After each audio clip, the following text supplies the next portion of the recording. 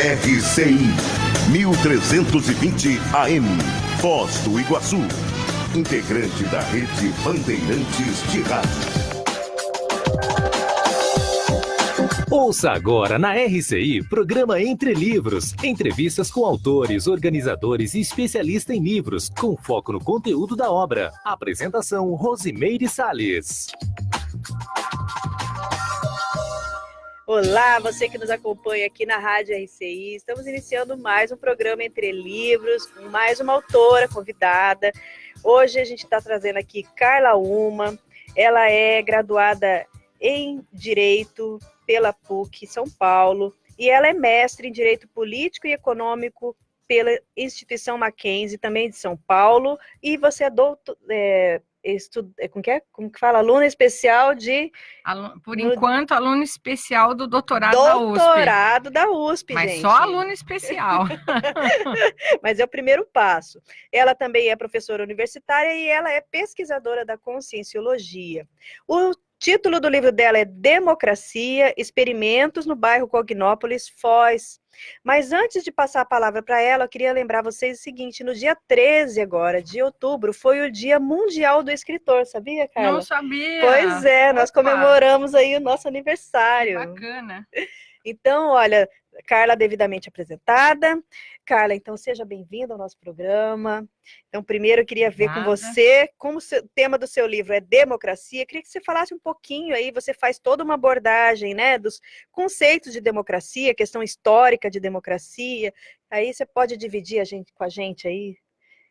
Democracia. Sim, bom, primeiro boa tarde a todos e a todas. Obrigada, Rose, pela oportunidade de participar aqui do seu programa de sucesso. Né? Gostei muito de saber que aqui a gente discute o conteúdo do livro. Geralmente a gente não tem tempo para discutir conteúdo de livro, Poxa, né? É o mais importante, né? Pois é, mas então, fico bastante feliz. E, assim, para os ouvintes poderem entender, essa obra, ela ficou dividida em 4 capítulos, onde no capítulo 1º eu vou tratar sobre o conceito de democracia, o que ocorreu na história e como que esse conceito foi se moldando ao longo das experiências que foram ocorrendo nessa área.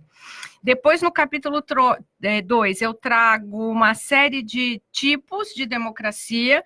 Eu escolhi 7, porque eles têm relação mais direta com o estudo de caso que nós fizemos.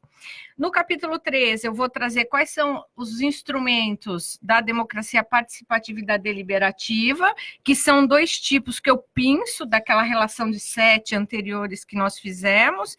E, por fim, o estudo de caso. Então, eu pego todos os conceitos teóricos da democracia e eu vou aplicar no bairro da Cognópolis, Foz. Perfeito. E entendendo Cognópolis, Foz, o perímetro do bairro por inteiro e também a comunidade conscienciológica que está inserida dentro do bairro Cognópolis.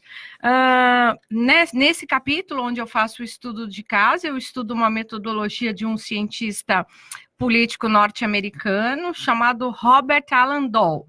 E o que esse Robert Alan Doll ele tem de relação para nos ajudar nesse estudo?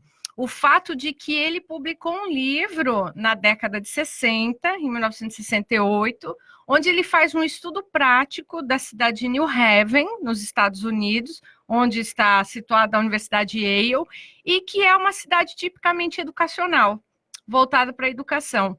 Assim como Cognópolis é o nosso bairro do conhecimento. A ideia é que seja um bairro totalmente também voltado para essa área. Então, havia aí uma analogia bem explícita do bairro, né, das características do bairro, das características da cidade e da metodologia a ser aplicada para o estudo da democracia. Aí, obviamente, a gente faz as conclusões, tira as conclusões, porque o objetivo do trabalho é responder que tipo de democracia existe no bairro e quem efetivamente está exercendo o governo e a liderança no bairro Cognópolis. Sim. Tá? Uhum. E, bom, então, posso continuar? Pode continuar. Perfeito. Então, no capítulo 1, na parte histórica, nós trazemos a democracia desde a época da Antiga Grécia, desde a época de Atenas, que foi o berço da democracia. Por mais que esse sistema ele seja contestado no sentido de que a democracia naquela época não atendia a todas as pessoas indistintamente, nós temos que levar em consideração que foi lá que começou. Então, a antiga Grécia, ela traz um embrião do processo democrático. E democracia significa o governo do povo, significa o governo que vai ser exercido pelo povo. O povo tem a soberania de exercer o seu poder através da vontade. Então, para os gregos, a democracia era simples assim. Ok. Não tinha tipos democráticos para os gregos. A democracia ela era o que era. Em si. Embora já naquela época, o próprio Aristóteles ele faz um estudo sobre o processo da democracia e ele diz que a forma pura de governo de todos seria a democracia. E que essa democracia, quando ela se torna impura, ela se torna demagogia. Perfeito. E nessa que época... a gente conhece bem hoje. Conhecemos bem hoje, porque hoje nós estamos vivendo um momento em que há uma expansão do populismo no mundo. E o populismo tem relação com a demagogia. Então, né, fazendo um parênteses, muitas pessoas dizem assim, a democracia está em crise. A democracia está acabando.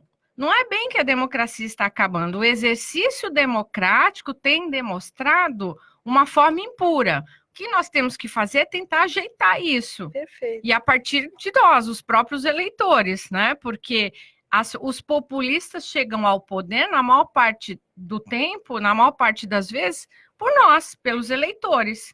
Então, se não estamos contentes, temos que mudar isso. Mas não deixa de ser democrático. Se for pensar o sistema, né, a gente está vivendo é democracia, na maioria do mundo, né? A gente for analisar historicamente, a democracia hoje, ela está mais presente, embora a gente tenha todas essas desvirtuações, digamos assim, né? Isso, só que a democracia, olha que interessante, ela é uma construção coletiva, que vai mudando ao longo do período, por isso que nós poderíamos ficar aqui o programa todo só para debater os diversos conceitos democráticos. Porque, como eu disse, na antiga Grécia, para os antigos gregos, a democracia era uma democracia direta. Não existiam outros tipos democráticos. No entanto, nós vamos ver que, ao longo do tempo, a democracia ela se torna no tipo indireto, através do sistema do governo representativo, que é o que nós vivemos hoje. Então, nós temos que pensar que, ao longo do tempo, as experiências foram moldando o conceito. Então, aquele conceito antigo grego de que democracia é o poder do povo e o povo deve exercê-lo, ele foi sendo alterado na medida da experimentação e do empirismo, daquilo que foi sendo possível praticar em termos de governo do povo. Porque o que acontece? Lá no século seguindo, né, nós temos, passando a antiguidade, nós passamos pela Idade Média, e durante a Idade Média foram poucos os locais, não foram significativos os locais que exerciam a sua democracia direta. No caso, a gente aponta lá os cantões, né, as cidades suíças. Muito pouco. Aonde a democracia ela vai voltar e vai começar a ser debatida é no século XVIII. Principalmente com o movimento iluminista. Só que nessa época nós vamos encontrar autores como, por exemplo, Montesquieu, que escreveu um livro bastante importante para a política de hoje em dia chamado O Espírito das Leis, e Montesquieu, ele faz uma atribuição de poder e defende o governo representativo. Ele vai dizer que o público e o povo em geral, e aí povo já não é mais só aquela classe dominante da antiga Grécia, porque na antiga Grécia nós tínhamos os homens, né, e aqueles que não eram escravos. Então, a gente sabe que as pessoas podiam ir para as ágoras naquela época debater, porque os escravos ficavam fazendo serviço de casa. Hoje nós não temos isso ainda Sim. bem, né? Nós temos que fazer tudo e ainda temos que arrumar um jeito de ter tempo para sermos consciências políticas e tentar desenvolver um pouco mais a verdadeira política nos nossos países. Mas voltando ali na idade... E ainda tinha restrição da participação da mulher. Não, né? tinha. escravos, e naquela época os escravos eram os povos vencidos, né? Sim. Então, era um contingente bastante grande. Nós estamos falando aí em termos de 6% de pessoas que iam para a Ágora. Então, esse povo não era o povo como a gente conhece assim. hoje. Isso. Não somos todos nós. Agora, olha que interessante. Hoje, todos nós podemos votar. No entanto, muitos vão votar não querendo ir votar. É, verdade. Reclamam, fazem justificativa de voto, resolve se cai num feriadão, vão viajar para a praia ou vão viajar para o campo, né? Querem só fazer o churrascão, né? Tomar a tal da cerveja, e na hora que precisa resolver alguma coisa importante e que não consegue, depois fica reclamando. Então, isso também não é ter consciência política. Eu acho que vale a pena, quando a gente fala em democracia, levar esse lado a uma indagação e a uma reflexão, porque se nós temos a situação que temos, é porque nós fizemos que acontecesse assim. Se a gente for pensar lá no Brexit do Reino Unido, a Inglaterra está saindo da comunidade europeia porque a maior parte dos jovens não foram votar no final de semana que teve as eleições. Foram os conservadores e as pessoas de mais idade que não tinham interesse em manter a situação como ela está, porque a maior parte dessa população não é economicamente ativa. E olha o que acabou acontecendo. Agora, quando os jovens perceberam, porque o final de semana do churrascão já tinha passado, já era tarde demais, e hoje está esse imbróglio político lá para se resolver, né? Já caiu a ministra, agora entrou outro, então vamos ver o que vai ocorrer. Mas voltando aqui, então, na idade do século XVIII, no período do Iluminismo. Nesse período, então, Montesquieu ele vai acoplar a democracia à questão do governo representativo. Essa ideia ela começa a ganhar força porque a quantidade da população tinha aumentado. Já não se dava para colocar todos os cidadãos do povo dentro de uma ágora de debates. Você não conseguia colocar toda a população de um país, por exemplo, da França, que foi onde ele escreveu essa obra, dentro de um espaço para que se pudesse deliberar. Então, a proposta que aparece é essa condição de você ter alguém que represente a sua vontade. Então, se você tem a vontade que o fulano X seja a pessoa que vai administrar o seu país, essa vontade, então, ela vai se representar através do voto e alguém vai lá para exercer, para trabalhar o feitio das políticas públicas e o exercício dessas políticas públicas com relação ao povo. Bom, ainda nessa mesma época, nós vamos encontrar o Rousseau. O Rousseau, ele era uma pessoa que defendia muito a democracia direta. Ele era um defensor da democracia direta, ele foi um defensor da democracia grega, porque ele tinha um argumento que dizia que você não transplanta para o outro a sua vontade. Que a vontade, ela é íncita na consciência, a vontade, ela é íncita do ser humano.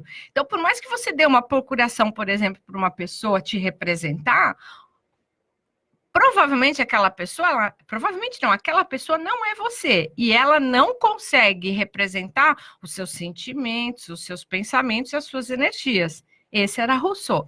Só que, mesmo com essa defesa toda, ao final do livro dele, que é o Contrato Social, que é a obra-prima dele, ele vai colocar que naquele período, século XVIII, era impossível ter a democracia direta instaurada diante do acréscimo, né, do aumento exponencial da população, e que, em razão disso, então, ele abria a exceção de considerar que a democracia teria que ser exercida por um governo representativo. E ele vai mais além, Rose. Ele diz que essa democracia direta, onde a pessoa vai por si, representando sua própria vontade de forma autêntica, só poderia existir numa comunidade de deuses. Poxa vida! Ele termina a obra dele concluindo isso, sabe? Então, é bastante interessante, né? Aqui eu faço um parêntese, porque nós sabemos que os estudos que são feitos na Cognópolis, Foz, especialmente dentro da comunidade conscienciológica, nós estudamos as comunidades extrafísicas evoluídas. Então, o Rousseau nada mais teve do que uma inspiração bem aproximada do que hoje a gente ainda estuda em termos de política extrafísica, vamos assim dizer. Né? Mas isso é somente um parênteses, né? Agora a gente pode abrir um outro parênteses? Pode. Nós vamos chamar, então, os nossos comerciais e voltamos daqui a pouquinho com mais democracia para vocês. Programa Entre Livros. Apresentação, Rosimeire Salles. Passou o dia sem internet e o técnico ainda não veio? Chega disso! Na Linka, a internet por fibra ótica é super rápida e estável, para que você fique sempre conectado. E o melhor, caso ocorra algum problema no horário comercial, garantimos que os nossos técnicos chegarão em sua casa em até 1 hora após você fazer o pedido. É isso mesmo, com a Linka, você tem um suporte de internet em até 1 hora no horário comercial. Tá esperando o quê? Contrate seu plano agora mesmo, pelo site ou por WhatsApp sem sair de casa. www.linka.net.br. Anotou? Linka com C. linkacomc.net.br ou ligue 35230533. Linka, garantia de suporte de internet em até 1 hora no horário comercial.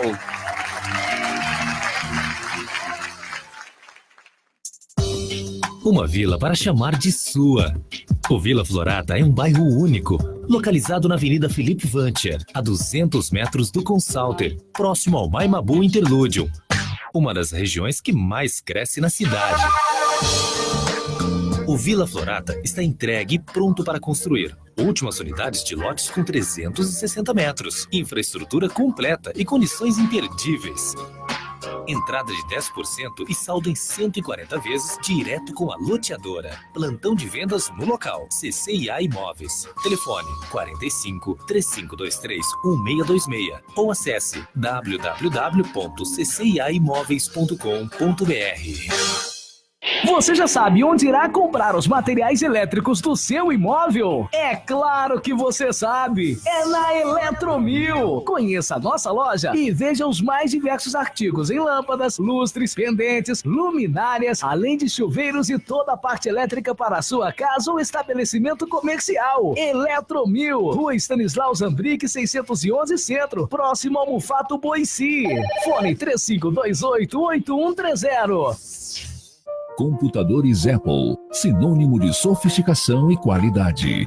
Em Foz, você conta com uma assistência técnica especializada da Hardset para seu iMac, MacBook e Mac Pro. Limpeza, upgrade e atualização de seu Mac. Confie na Hardset. Na República Argentina 3855, ao lado da Fraida. Hardset. Voltamos a apresentar Programa Entre Livros. Apresentação, Rosimeire Salles. Nós estamos conversando com a Carla Uma sobre a democracia. E ela estava aqui fazendo um histórico, falando do Rousseau, mas quem seriam aí os próximos personagens? Bom, sim, então vamos continuar. Então, passado esse tempo em que houve, então, a montagem do governo representativo, nós nos deparamos com o século XIX, onde nós vamos ter, então, aquela condição das pessoas que não estavam incluídas dentro do processo democrático fazerem os seus movimentos para que isso acontecesse. Então, o século XIX, ele marca a necessidade de uma transparência maior na política e no modo de operação da eleição desses representantes e principalmente está voltado à questão do sufrágio universal, ou seja, do voto universal. Aí você já está extrapolando a França, né? Não, já estou no século XIX, já estou falando dos países da Europa, porque a França ela já ficou para trás, já ficou lá no século XVIII. A França a gente mencionou, sim, aqui os séculos passam muito rápido. Então,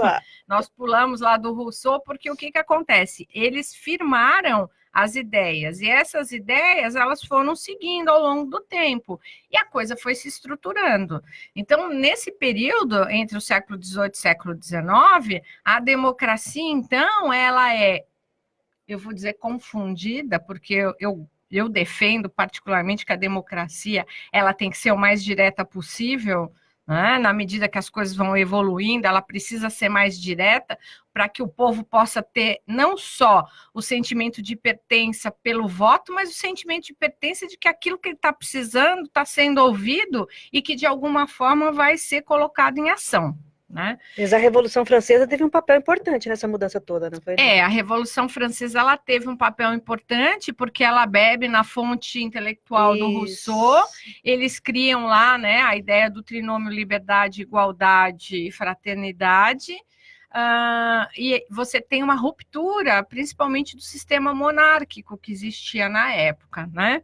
Só que, assim, a Revolução Francesa, ela foi uma revolução de terror, ela foi uma revolução sangrenta, e o ideal é que a gente, quando promova mudanças de paradigma, essa mudança ela seja natural no sentido da pacificação, que seja por meio das ideias, que as pessoas possam começar a entender e ficar mais lúcidas com as ideias e, a partir disso, promover as suas mudanças. Porque quanto maior, o maior número de pessoas democráticas existirem, melhor vai ser o sistema democrático daquele país, ou daquela comunidade, ou daquela nação. Perfeito. Então, a Revolução Francesa, ela não é o ideal. Mas, claro, ela foi uma ruptura. Ela foi uma ruptura de anterior, paradigma, só que uma ruptura cruel, né? Uma ruptura que a gente não quer mais. Ninguém mais quer revolução que venha sangrar, né, grupos ou pessoas ou povos. Hoje nós vivemos num momento em que nós estamos polarizados, né? Normalmente na política brasileira, por exemplo. É direita ou é esquerda? Então, o que está faltando? Está faltando a experiência, o experimento democrático do caminho do meio. Porque, às vezes, você vai encontrar determinadas ideias que na direita são muito boas e determinadas ideias que na esquerda são muito boas. Então, dentro desse sanduíche, nós temos que ficar com a mostarda. ou seja, com o que vai temperar essas duas partes do sanduíche, porque senão a gente perde o foco da política, que é o bem-estar geral do povo, né? Como falávamos aqui no intervalo. A política, ela é muito bonita e ela é boa. A política é a ciência de se fazer o bem ao maior número de pessoas. A política, ela trata a coletividade. Isso é importante. Então, normalmente as pessoas hoje torcem o nariz para a política porque confundem a política com a politicagem ou confundem a política com a política partidária, que, aliás, é o meu gancho agora para voltar para o século XIX. Né? Então, o século XIX, além de ser um século em que houve vários pleitos para que os votos se tornassem universais, portanto, o sufrágio universal, nós tivemos também toda essa condição da democracia pelos partidos. Então, a democracia indireta, que até então vinha sendo desenvolvida apenas pelo governo representativo, a pessoa ela tinha lá um mandato e tinha que exercer aquele mandato conforme lidavam, né, as comunidades, as colônias e tudo mais. A partir do século XIX, isso passa a não ser possível também. Então, agremiações surgem para compilar ideias diferentes. Então, essas ideias diferentes, elas são, então, institucionalizadas através dos partidos políticos, que você conhece bem. Você, inclusive, pode me dar uma melhor aula de partidos políticos. Não, hoje é você que está dando aula para a gente. Não é.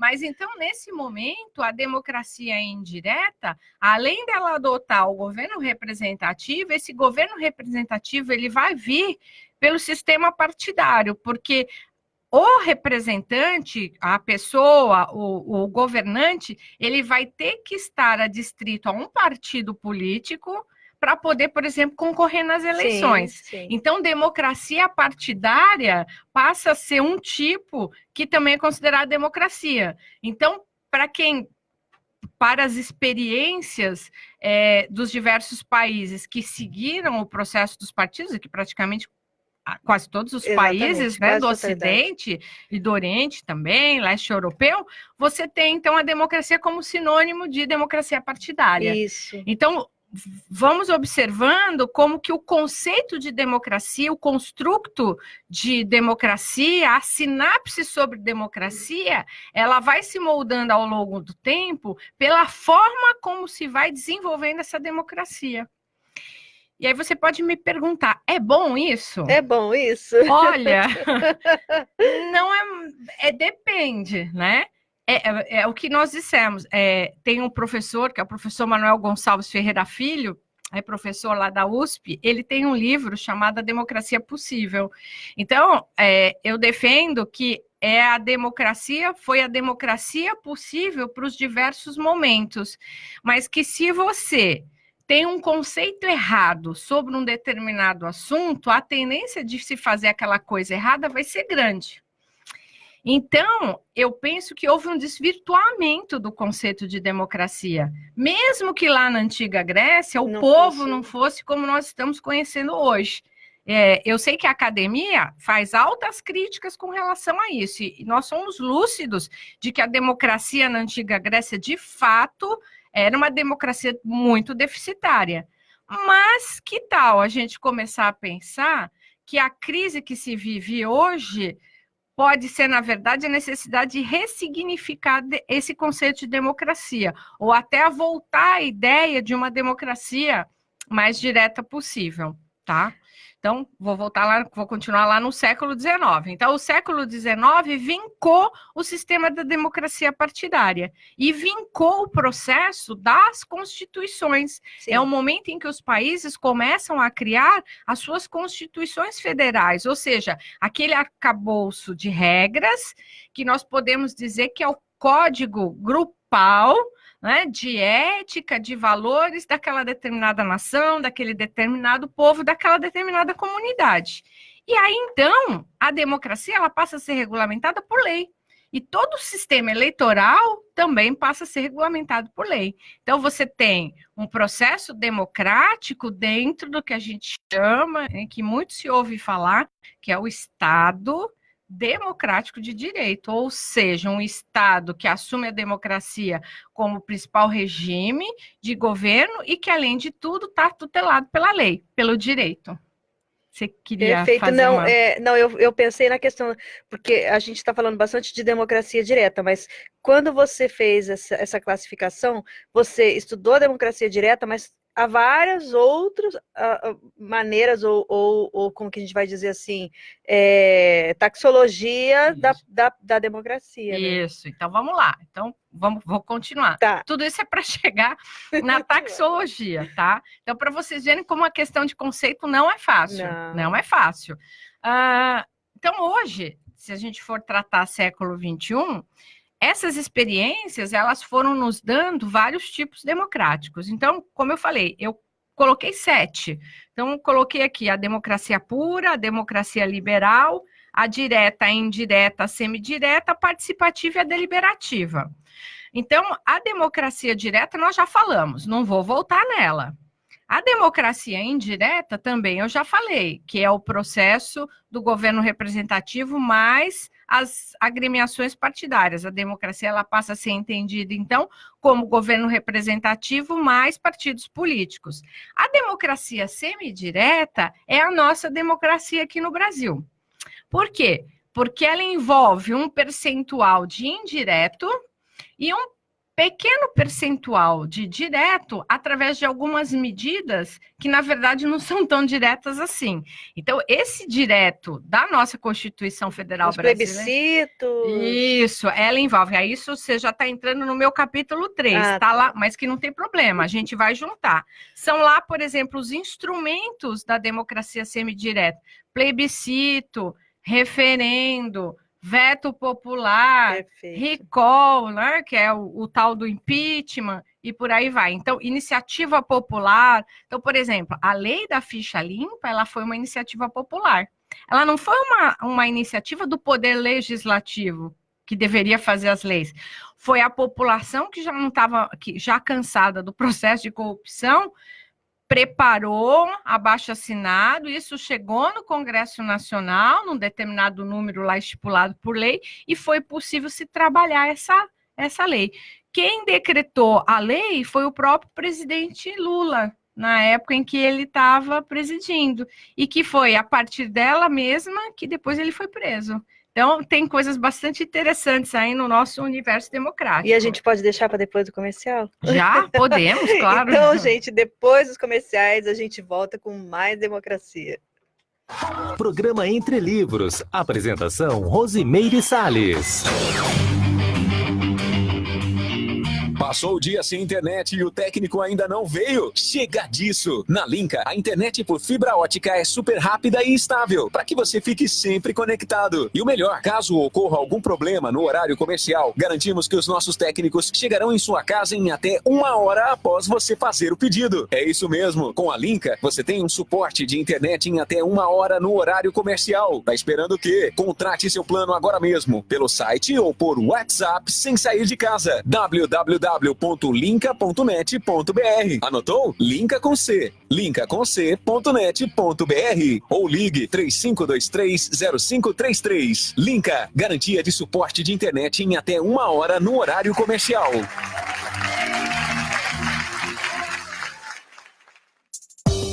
Uma vila para chamar de sua. O Vila Florata é um bairro único, localizado na Avenida Felipe Vancher, a 200 metros do Consalter, próximo ao Maimabu Interlúdio, uma das regiões que mais cresce na cidade. O Vila Florata está entregue e pronto para construir. Últimas unidades de lotes com 360 metros, infraestrutura completa e condições imperdíveis. Entrada de 10% e saldo em 140 vezes direto com a loteadora. Plantão de vendas no local. CCIA Imóveis. Telefone 45 3523 1626 ou acesse www.cciaimoveis.com.br. More bem no melhor apartamento 3 quartos de Foz do Iguaçu. Conheça o Iguaçu Premium Residence, a 5 minutos do centro da cidade, próximo ao início da Avenida Felipe Vancher, com área privativa de 74 metros quadrados, com sacada, churrasqueira, elevador, playground, espaço para academia, salão de festa e estacionamento. Tudo isso com taxa de condomínio super acessível. Apartamentos prontos, financiados pela Caixa. Visite o apartamento decorado na Rua Carijós, número 90, Jardim Tarobá. Agende sua visita pelo telefone 3523-3000 ou consulte o seu corretor. Iguaçu Premium Residence. Realização Ótima Empreendimentos. Voltamos a apresentar Programa Entre Livros. Apresentação Rosimeire Salles. Então, nós estamos discutindo aqui a democracia e a Carla estava falando para a gente os tipos, né, Carla? Faltam alguns aí para a gente falar. Então, a semidireta é a que a gente está vivendo hoje, Isso. justamente porque tem esses, digamos assim, rompantes, são brechazinhas que a gente consegue entrar, mas não é a totalidade, né? Exatamente. Não é aquela coisa assim, cheguei. É. Cheguei chegando. Você tem que passar por um procedimento. E se você sentir que o seu direito não foi observado, você tem o poder judiciário para fazer os seus pleitos. Mas não é a mesma coisa de você poder ser ouvido diretamente, né? Eu sempre brinco que se a gente puder, não precisa de intermediário, você vai direto em quem manda. Só que nós não temos ainda essa prerrogativa, nós temos procedimentos. Então, além disso, nós também tratamos sobre a democracia participativa e a democracia deliberativa. A democracia participativa, ela é, assim, vamos dizer, o tipo-chave desse livro. Por quê? Porque a democracia participativa, ela é guarda-chuva, ela envolve um pouco da democracia direta, ela envolve a democracia semidireta e ela traz também 2 instrumentos que são muito importantes, que são os conselhos e os colegiados. Ok. Então, os conselhos e os colegiados estão dentro da democracia participativa. Normalmente, por exemplo, você tem lá o Conselho Nacional de Educação. Você não vai ter todo o povo deliberando sobre educação, mas você vai ter os principais representantes da área de educação deliberando sobre aquela condição. Então, é considerado participativo, mas ainda não é aquela direta da ágora grega, tá certo? Não é aquela que vai todo mundo, porque se fossem todos, como seria essa deliberação? Pois é. Né? Então, nós compreendemos as necessidades de que os especialistas sejam ouvidos. Há maneiras de se fazer essa democracia direta dentro de um mundo que hoje é muito mais complexo do que no passado. Então, os conselhos, eles aparecem exatamente na participativa. E a democracia deliberativa, ela é um tanto mais teórica. Por quê? Porque é um tipo democrático catalogado por filósofos que vão estudar como se dá o processo de formação de ideias e como que se dá o processo de argumentos e contra-argumentos. Então, como se deve proceder num ambiente democrático político, onde você vai promover um brainstorm de ideias. Então, a importância da pessoa falar e, ao mesmo tempo, a importância da pessoa saber ouvir e o meio do caminho naquela condição toda.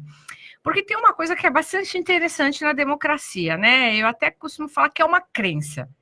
Todo mundo quer democracia. Uhum. No momento em que a coisa é colocada em debate e há uma estrutura, uma decisão, já parou para perceber que um grande número de pessoas às vezes ficam inconformadas e aí depois não querem colocar em ação o que foi deliberado democraticamente? Sim. Então, é interessante olhar isso, a pessoa fica louca da vida. Só que assim, a democracia se deve entender... Desde que seja a minha opinião válida, né? Isso, mas a democracia se deve entender como, em determinados momentos, sim, a democracia é a escolha da maioria.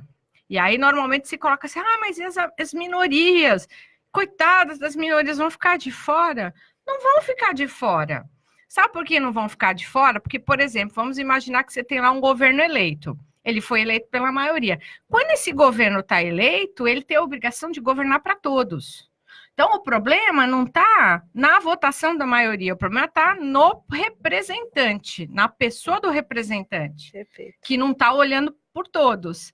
Mas a verdadeira política é aquele que está lá olhar por todos. E você vai ter todo um sistema constitucional ou um sistema de critérios, se tratar de uma comunidade, que vai tutelar isso. Agora, o que não dá é, depois que a coisa está decidida, as pessoas falarem, não reconheço essa decisão. Então, para isso, existe o Poder Judiciário. Em comunidades onde não haja institucionalização jurídica, existem as instâncias que podem deliberar e ajudar nessa compreensão e, vamos assim dizer, nesse processo democrático. E a liberal? Então, a liberal, falta liberal e a pura. A democracia liberal é aquela democracia estudada a partir do liberalismo. Mas aqui liberalismo não entendido, liberalismo, o que eles chamam neoliberalismo voltado para o processo capitalista, mas o liberalismo das ideias de Stuart Mill, o liberalismo voltado para a questão da liberdade, porque se diz que a verdadeira democracia é aquela que assegura a liberdade principalmente de associação, a liberdade de expressão. E para que haja essa liberdade, se faz necessária a educação. Então, é um tipo também que foi adotado pelas principais constituições do século, que começaram a surgir a partir do século XVIII e XIX. Então, a maior parte das constituições que apregoam a democracia, elas são liberais, porque elas associam não só o Estado democrático de direito, ou seja, a democracia e o direito, mas o processo das liberdades individuais também. E, por fim, a democracia pura. Aqui eu faço um estudo da democracia pura proposta pelo professor Valdo Vieira, que é o propositor da ciência conscienciologia, mas trago também as ideias do professor J. Vasconcelos, que tem um livro chamado Democracia Pura. A diferença é que as ideias do professor Valdo, elas se fundamentam no paradigma consciencial, ou seja, considera a multidimensionalidade, a existência de várias vidas, vários corpos, e essa interação entre consciências físicas e consciências não físicas. E o professor Vasconcelos, ele resgata a democracia direta da antiga Atenas, e ele cria um método excepcional de democracia direta, através do processo do que a gente chama de e-democracia ou a democracia digital, onde ele vai criar um sistema bastante interessante, porque assim, quando nós pensamos em sistemas onde a gente tem que falar ou sim ou não, a gente corre o risco de errar. Então, por exemplo, eu quero ficar na comunidade europeia ou eu não quero ficar. A decisão foi precipitada, porque não houve um estudo aprofundado dos argumentos favoráveis a ficar e dos argumentos não favoráveis a ficar. E o professor Vasconcelos, no seu livro, ele trata muito bem sobre isso, e ele cria um sistema de pontuação, onde você vai raciocinar sobre aquela decisão que você vai ter que tomar, apontando os argumentos favoráveis e os argumentos desfavoráveis àquela decisão.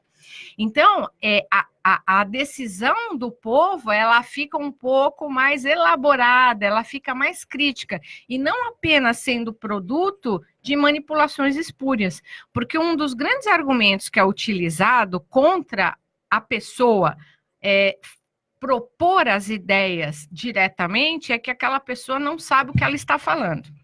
Então, por um lado, pode até acontecer. Eu acho que é muito difícil uma pessoa que não seja médico tratar sobre um assunto de medicina.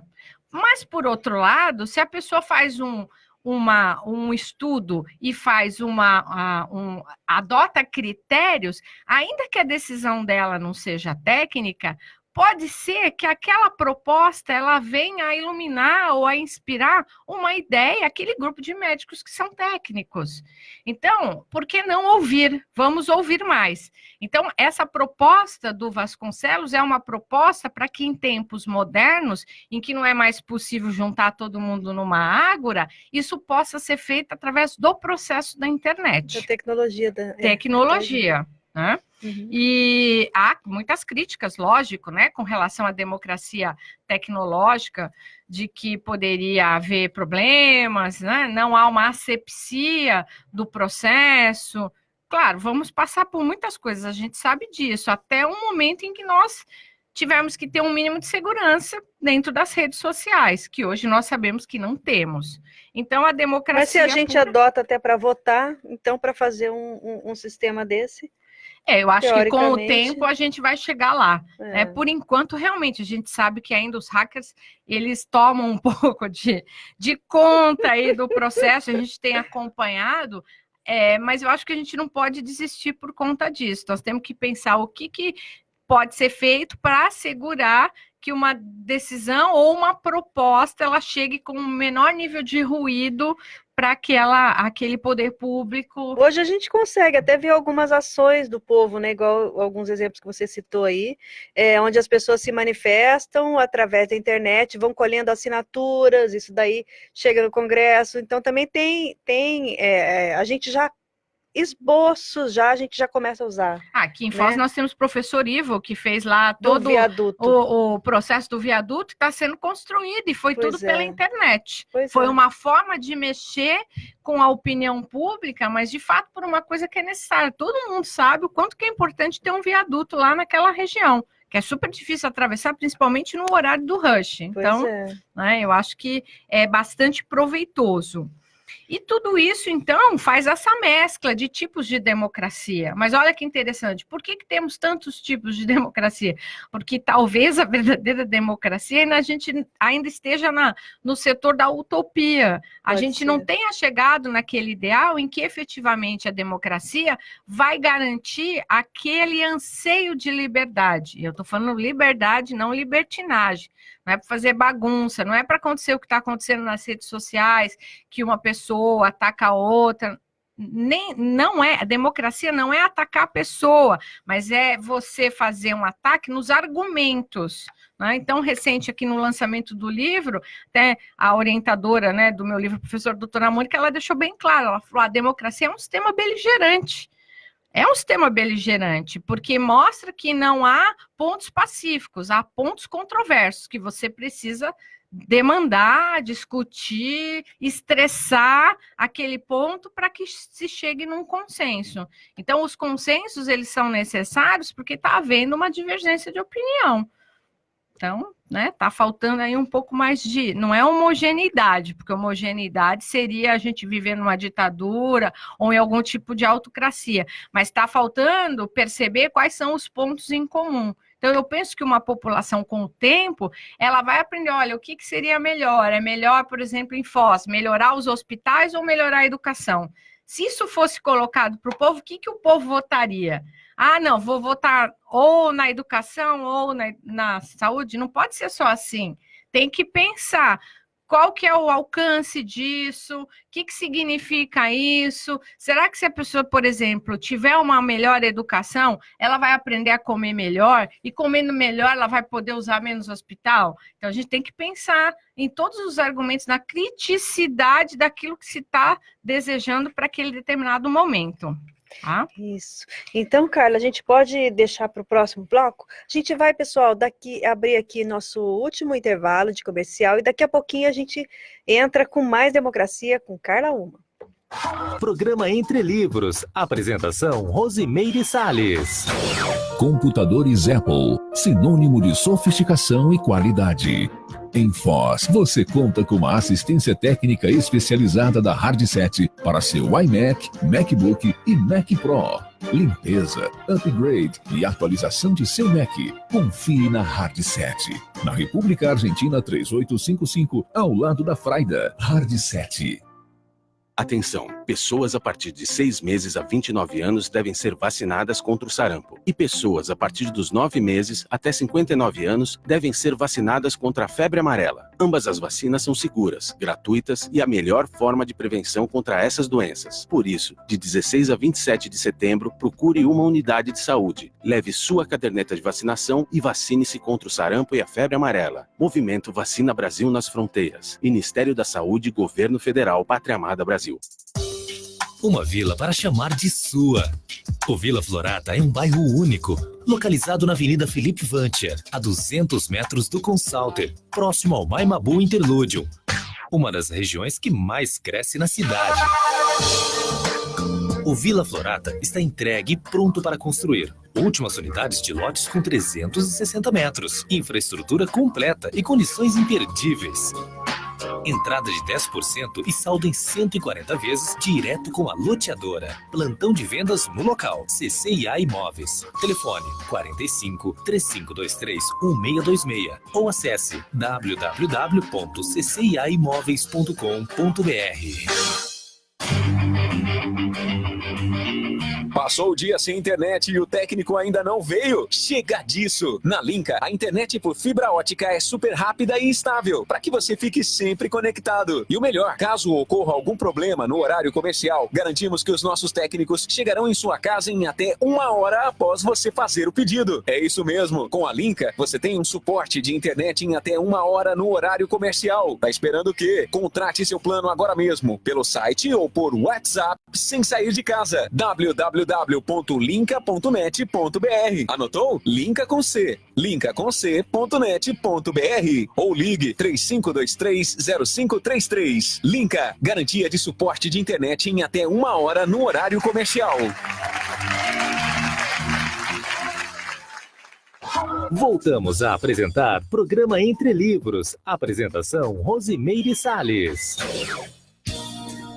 Nós estamos aqui, gente, aprofundando aí sobre democracia nesse livro publicado pela Carla Uma, Experimentos no bairro Cognópolis, Foz, e uma publicação da editora CRV em parceria com a Cosmoethos, que é uma instituição da Conscienciologia que estuda a cosmoeticologia. Então, Carla, você estava... Vamos entrar agora no estudo de caso? Vamos entrar no estudo de caso. Então, depois de passar por todos esses séculos, todos os tipos, os elementos, né, da democracia, nós aplicamos tudo isso no estudo do bairro Cognópolis, que é o bairro do conhecimento, localizado aqui em Foz do Iguaçu, ali na avenida, nas imediações da Avenida Felipe Vancher, entre a Maria Bubiac e a Rua da Cosmoética, pega ali, né, a nossa territorialidade. Então, quem tiver a oportunidade de adquirir o livro vai ver que eu coloquei o mapa do bairro, tem um mapa anexado lá como apêndice, lá no final do livro.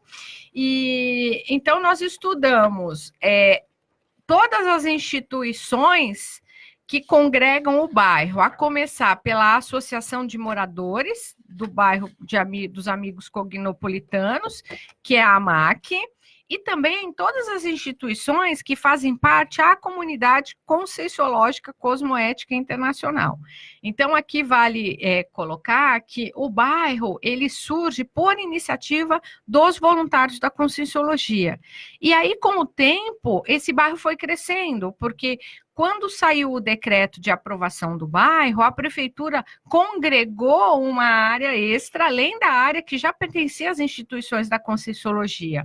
Então, o objetivo foi estudar não só a AMAC, que é a instituição que representa o bairro, mas todas as instituições que representam a Conscienciologia, da qual eu tive, né, a honra e tenho que deixar meus agradecimentos à Cosmoetos, como você falou, que é a patrocinadora dessa obra, que foi resultado da minha dissertação de mestrado, e para a qual eu também doei todos os direitos autorais. Perfeito. Logo, eu não tenho interesse nenhum em receber dinheiro pela obra. Então, a obra, a partir do momento que ela está sendo vendida, todos os direitos autorais retornarão para a instituição patrocinadora. Então, esse é um objetivo de vida de muitos cognopolitanos conscienciológicos. Os autores conscienciológicos dão os direitos. Dão os direitos. E mesmo sendo uma obra da academia, eu fiz questão que isso acontecesse. E assim, nós aqui estudamos que tipo de democracia é aplicada na Cognópolis. E nós chegamos ao resultado de encontramos alguns tipos. Então, nós encontramos o tipo democracia direta, democracia indireta, a democracia participativa e a democracia deliberativa.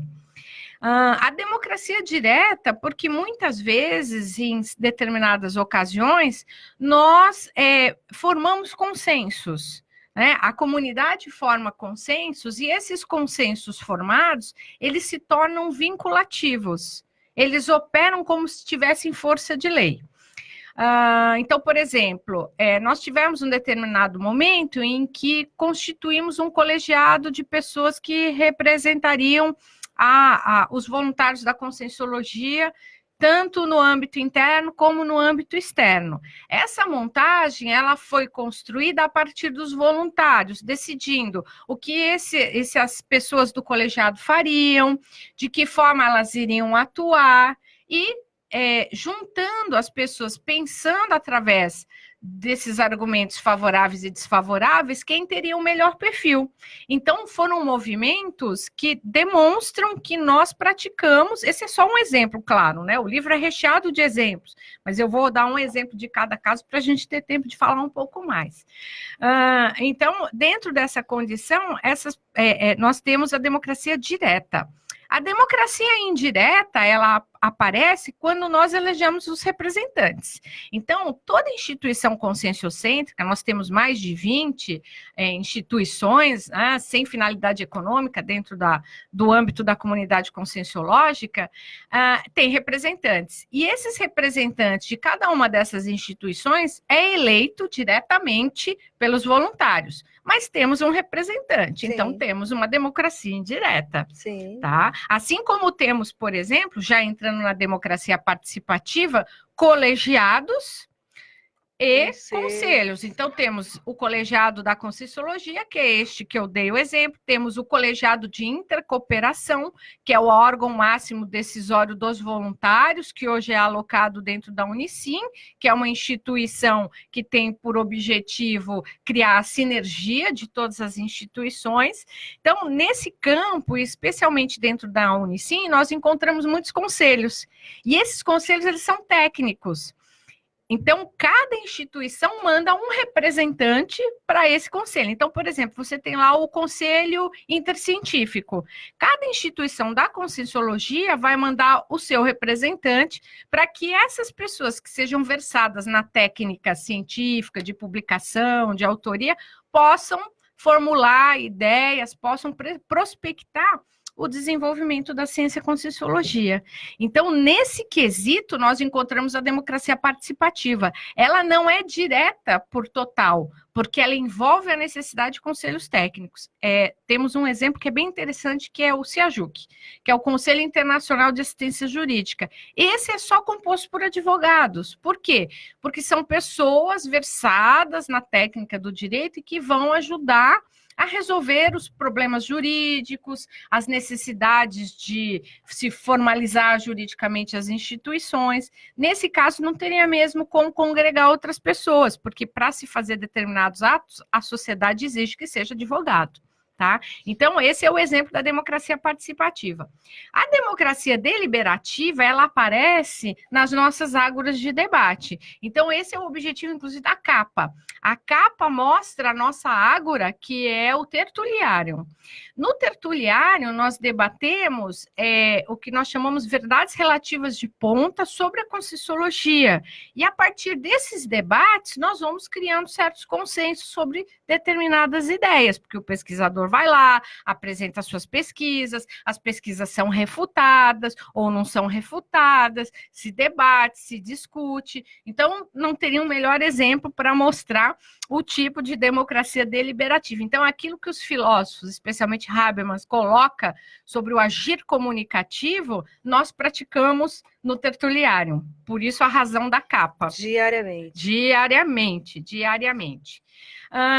E aí, por fim, nós tínhamos também que responder quem governa o bairro Cognópolis, né? Aonde estão os recursos de poder, aonde essas pessoas estão alocadas. E aí nós tivemos, assim, uma resposta bem feliz, onde nós detectamos que 100% das diretas, ou seja, aquelas que são votadas pelas pessoas, e indiretas, são aquelas que as pessoas têm autoridade moral, porém não são votadas, mas são de alguma forma conclamadas, né? Há um consenso quase que natural, são professores. Perfeito. Então, quem governa Cognópolis são os professores. E, claro, nós temos professores de Conscienciologia. Professores de Conscienciologia. 100% das lideranças são professores. Excelente. E dentre esses 100%, um percentual bastante alto de professores que são versados nas práticas parapsíquicas, que é um valor importantíssimo para a nossa comunidade, porque, como eu falei, né, lá a democracia pura, ela está relacionada com o paradigma consciencial, que considera a multidimensionalidade e as diversas formas de manifestação da consciência. Então, a gente verifica que, além de termos o valor do professorado, temos o valor do parapsiquismo envolvido. E essa constatação, ela se dá mostrando que esses professores são, na maior parte dos cargos diretos, todos votados por voluntários, de forma democrática e de forma direta. E a deliberativa vem através desses debates instantes que a gente através dos debates. Principalmente aí no tertuliário, mas a gente tem uma série, né? Exatamente. Então, todas essas constatações, elas serão encontradas no livro ao longo do tempo, né? Ao longo dos capítulos. A parte da aplicação no bairro da Cognópolis está no capítulo 4, e claro, eu descrevo todas as instituições, dou exemplo de decisões que foram tomadas. Eu falo, por exemplo, do Conselho dos 500, que é uma ágora que atualmente ela está desativada, mas ela não está extinta, e ela surgiu com a possibilidade dos cognopolitanos, das pessoas do bairro Cognópolis, tanto as pessoas dentro da comunidade, como as pessoas que estão no perímetro do bairro, poderem decidir coisas relacionadas ao bem-estar geral coletivo. Né? E lembrando que tudo na base do voluntariado, né, Carla? Tudo é voluntariado. Mesmo a AMAC, que já congrega pessoas que não estão dentro da comunidade, também não ganham nada para exercer os cargos e as atividades. Então, acabou que, assim, a parte que foi colocada posteriormente, incluindo outros munícipes, eles gostaram da ideia de fazer um trabalho de voluntariado para colaborar e ajudar no bairro. Isso é ser político, né? Isso é ser político, porque a AMAC, especialmente, ela faz esse interface do bairro com o poder público. E o que você deixaria, Carla, aí de mensagem final, de reflexão para o pessoal que está acompanhando a gente? A gente tem aí mais 2 minutinhos. Ah, sim. Olha, eu deixaria um pedido para não desistirem da democracia. Com todos os problemas ao longo de todo o tempo, ao longo de toda a história que a democracia demonstrou ter, ainda eu penso ser o melhor dos regimes que possa assegurar, né, o que, parafraseando aí outras pessoas, no caso a minha orientadora, a professora doutora Mônica, é o único regime que consegue congregar o reino das liberdades, onde nós vamos encontrar um respaldo da nossa Constituição Federal, que é a nossa carta máxima, a nossa lei máxima aqui no país. Então, a democracia, a forma de democracia, o tipo de democracia representativa pode estar em crise. Mas isso significa a necessidade de repensarmos e fazermos a ressignificação. Está na hora da história do século XXI mudar. Então, se ao longo do tempo ela foi se moldando com aquilo que era possível, então talvez a gente já tenha chegado num momento de esgotamento da fórmula. Então, temos que, dentro dessa ideia de garantir a liberdade de todos e de fazer o melhor a um maior número de pessoas, insistir nessa democracia. Excelente, Carla. Olha que aulão que a gente teve hoje. Gente, olha, eu quero agradecer aí a participação de vocês e eu quero convidar vocês para participar da Feira do Livro aqui em Foz do Iguaçu. A gente está lá no Clube Gresp, na JK. Então, se você está aqui por Foz, a gente vai até o dia 24, né, com muitos estandes, muitas novidades. Então, vale a pena ir prestigiar. Então, quero agradecer a companhia de vocês, quero agradecer a Carla aqui, né, por ter, assim, brindado a gente com tanta informação, né, sobre democracia, faz a gente pensar no papel, né, de cada um de nós. E a gente espera vocês, então, na semana que vem, com mais um programa Entre Livros.